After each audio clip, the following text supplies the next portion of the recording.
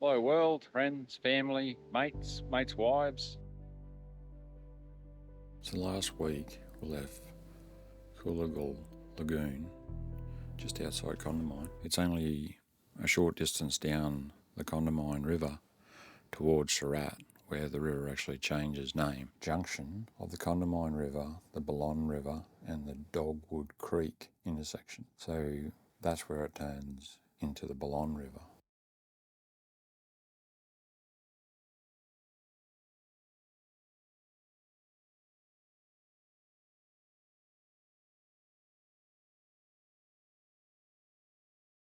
So from there it heads down to the Beadmore Dam Wall.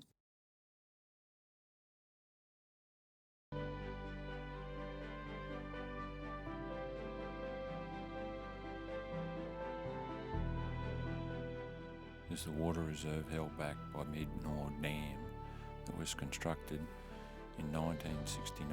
The lake is fed from the Maranoa, Condamine and Ballon rivers, which eventually flow into the Murray-Darling Basin. Beardmore Dam. Last time we were here, they had the top side of the dam wall, this area, empty because this bypass channel runs down through here. It's leaking and they had to fix it, so they do some work down below the wall on this outlet channel 4.5 years ago, 2019. There's on the board, it's an irrigation outlet switchboard. The lake holds 81,800 mega litres of water at full capacity, with the average depth 2.4 metres and the surface area of the lake 3,350 hectares.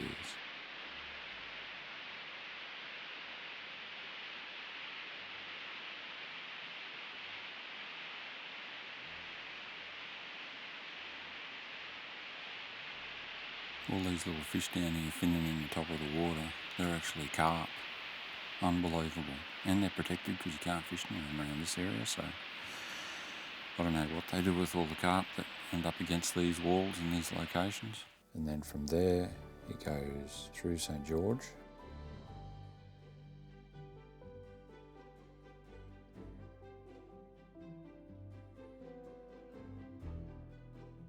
St. George holds a fishing competition, Toba, every year.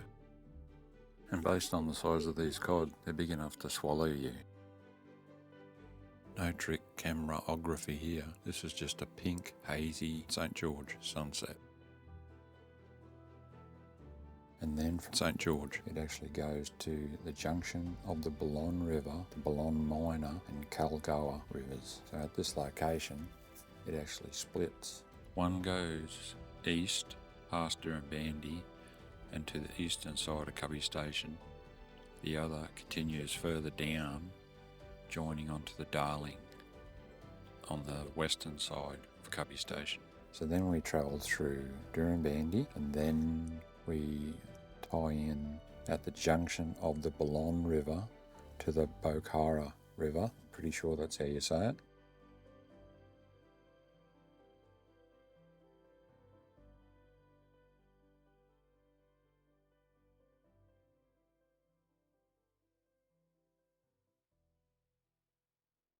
It runs past Hebel as a Bokhara River. So Hebel's a destination if you're leaving Durumbandy and heading south. At Hebel you can either turn right and go to Gaduga, or you can turn left and actually go to Lightning Ridge, another favourite tourist destination.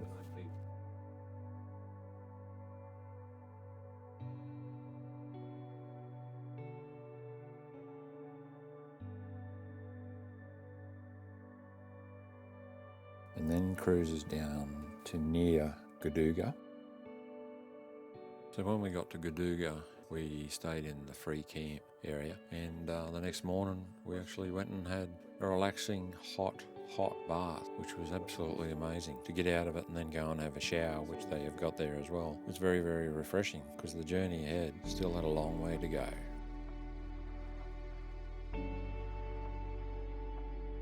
At Brewrina, the river is actually part of the Barwon River, which runs from further to the south and then comes back towards the junction of the Bokhara River and the Barwon River. Driving into Brewrina from the east, we're astonished at the overwhelming variety of visual displays throughout the town.